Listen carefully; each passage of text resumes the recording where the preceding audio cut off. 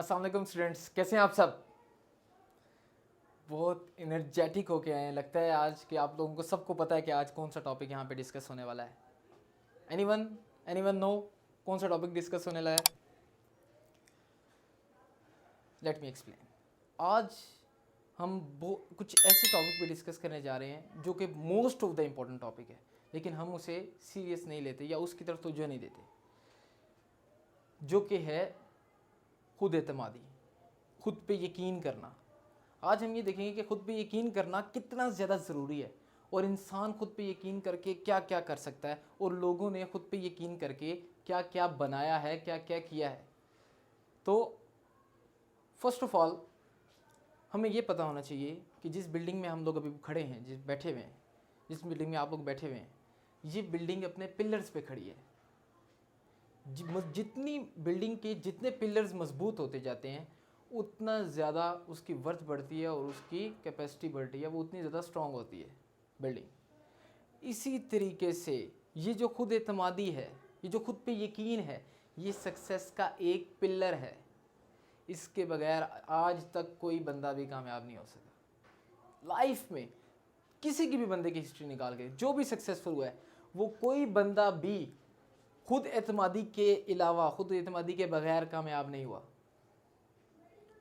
मैं आजकल young generations में अपने यूथ को देखता हूँ तो उनको ऊपर कोई काम कहा जाता है या उनको काम दिया जाता है अपने पेरेंट्स की तरफ से या अपने दोस्तों की तरफ से, तो उनके माइंड में पहले ही एक चीज़ आ रही होती है कि नहीं, ये नहीं होगा, ये मुझसे नहीं होगा। ये चीज़ उनके माइंड में पहले से आ रही होती है, क्योंकि हमारे माइंड में ये फिट हो गया है कि ये हमसे चीज़ नहीं होगी या नहीं हो सकती। लेकिन हो सकता है, एवरीथिंग इज़ पॉसिबल। तो अगर आपके माइंड में ये चीज़, मेरी बात याद रखना कि अगर शक होगा आपको अपने ऊपर तो फिर नतीजा हमेशा नाकामी की सूरत में मिलेगा। और अगर आपको अपने ऊपर यकीन होगा तो आपको कामयाबी से, दुनिया के कामयाब होने से दुनिया की कोई ताकत नहीं रोक सकती, कोई ताकत आपका मुकाबला नहीं कर सकती अगर आप खुद पे एतमाद करते हैं। बहुत से लोगों, मैं आपको एक बात बताना चाहता हूँ, एक बहुत इंपॉर्टेंट बात है कि जो हमारा माइंड है वो किस तरीके से काम करता है। पहले हमें ये चीज़ पता होनी चाहिए। तो हमारा माइंड जो है वो दो फॉर्म्स में काम करता है। कितनी फॉर्म्स में काम करता है? दो फॉर्म्स में। पहली को हम नाम दे देते हैं मिस्टर सक्सेस, फतह जिसे हम कहते हैं, ठीक है। और दूसरी को हम नाम दे देते हैं मिस्टर फेलियर, ठीक है, जिसे हम शिकस्त का नाम देते हैं। अब होता क्या है, माइंड कैसे काम करता है ये ज़रा डीप में समझिएगा। माइंड ऐसे काम करता है कि हम लोग क्या करते हैं, हम लोग सुबह उठते हैं, हम कहते हैं आज का दिन बहुत अच्छा जाएगा। जब हम ये कह देते हैं कि आज का दिन बहुत अच्छा होने वाला है, तो जो हमारा मिस्टर फाते है, मिस्टर सक्सेस है माइंड का, वो एक्टिव हो जाता है, वो हरकत में आ जाता है, वो काम करना शुरू हो जाता है। वो कैसे काम करता है? वो अब हमारे आगे चीज़ें रखना शुरू करता है, अपॉर्चुनिटीज़, वो अपॉर्चुनिटी निकालता है मिस्टर फाते। मिस्टर सक्सेस जो है, दोनों मिस्टर फाते और मिस्टर सक्सेस दोनों आपके ताबे होते हैं। कोई भी आपको ये नहीं कहता कि आप गलत कह रहे हैं, कोई कभी भी आपको ये नहीं कहता, क्योंकि वो आपके अंदर माइंड में होता है। तो वो कभी कह ही नहीं सकता कि आप गलत कह रहे हैं, कोई एक भी। वो ये कहते हैं कि आप ठीक कह रहे हैं। लेकिन जब आप कहेंगे कि आज का दिन अच्छा होने वाला है, आज कुछ लगता है कि एक बहुत एनर्जेटिक होने वाला है, तो आपके अंदर एक एनर्जी सी आना शुरू हो जाती है, मिस्टर फाते एक्टिव होना शुरू हो जाता है। वो मिस्टर फाते क्या करता है कि आपके आगे पॉसिबिलिटीज़ रख देता है, अपॉर्चुनिटीज़ रख देता है कि हाँ आज मौसम भी अच्छा है, आज गर्मी भी, अगर गर्मी होगी भी तो वो आपके माइंड में ये चीज़ ले आएगा कि गर्मी है आज, क्या पता जो बाकी कारोबार में काम करने वाले लोग हैं वो क्या पता आज लेट आएँ, क्या पता आज अपना कारोबार बंद करें। ये एक हमारे लिए एक नई अपॉर्चुनिटी है, ठीक है, कि हम जल्दी जाएं, हम जल्दी वर्क करें। इससे आपके अंदर एनर्जी आती है, ये मिस्टर फाते आपका एक्टिव हो जाता है। लेकिन जब आप सुबह उठते हैं और आप ये कहते हैं कि हाँ जी आज का दिन लगता है कि अच्छा नहीं होगा, आज का दिन मुझे लगता है कि अच्छा नहीं होने वाला, आज बोरियत सा दिन है, या इस, जब आपकी सुबह ही ऐसी होती है, जब आप, तो मिस्टर फाते जो है, जो मिस्टर सक्सेस है आपके माइंड का पार्ट, वो क्या करता है, वो डीएक्टिवेट हो जाता है।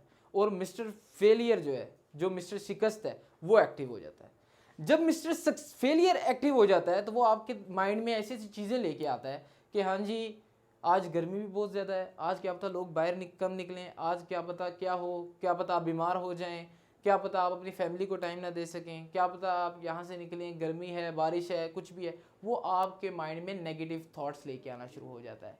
दोनों यही कहते हैं कि आप ठीक कह रहे हैं, लेकिन दोनों के अंदर बहुत बड़ा डिफरेंस है। इसी तरीके से जब आप खुद पे एतमाद करते हैं, जब आप खुद एतमादी लेके आते हैं, तो जो मिस्टर सक्सेस है आप उस पे काम कर रहे होते हैं, आप अपने माइंड की उस फॉर्म पे काम कर रहे होते हैं, और वो फॉर्म आपको सक्सेस की तरफ लेके जाती है।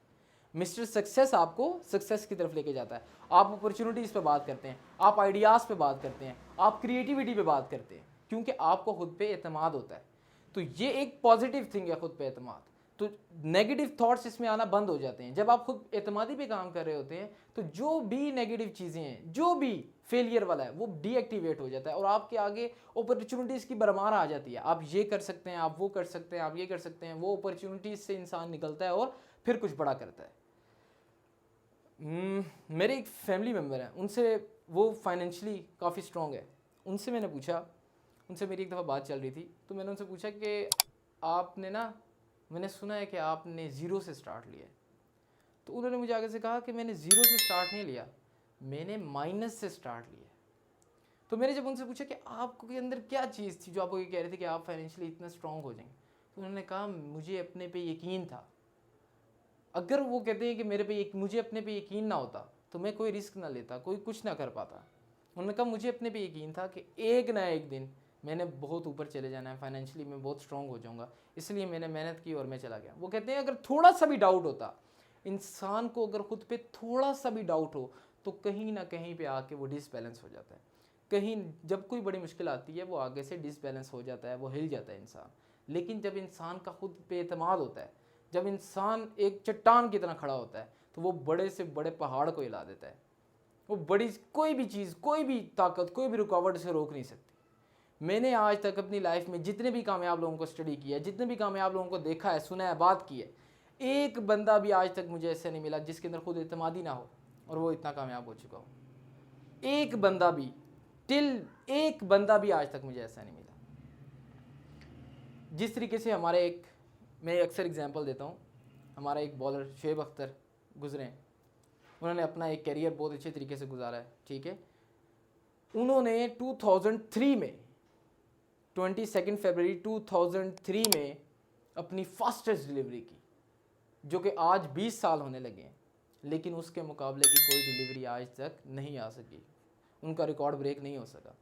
तो उनसे जब किसी इंटरव्यूअर ने पूछा कि हाँ जी, आप हमें थोड़ा सा ये बता दें कि आपको लग रहा था कि आप रिकॉर्ड ब्रेक कर देंगे, आपको लग रहा था कि आप इतनी स्पीड से बॉल कर देंगे, हालांकि दुनिया मानती थी कि आप फास्टेस्ट बॉलर हैं, लेकिन क्या आपको ऐसा लग रहा था कि आप इस मैच में या इस सीरीज़ में अपना रिकॉर्ड तोड़ देंगे? तो उन्होंने ये कहा कि मैंने पहले से ही अपने बंदे को बता दिया था, मैंने पहले से ही अपने दोस्त को बता दिया था कि मैं इस मैच में आज रिकॉर्ड तोड़ने लगा हूँ। क्यों? क्योंकि उन्हें खुद पे एतमाद था, क्योंकि उनके अंदर खुद एतमादी थी। उनको था कि आज मेरा दिन है और मैंने आज ऐसा रिकॉर्ड बनाना है जो कोई तोड़ेगा तो उसे पता लगेगा, कोई बहुत लेट जाके तोड़ेगा। और आज 20 साल होने लगे हैं और अभी तक कोई ऐसी इंटरनेशनल बॉल नहीं हुई जो शुएब अख्तर से तेज़ हो सके, सिर्फ उसकी खुद एतमादी की वजह से।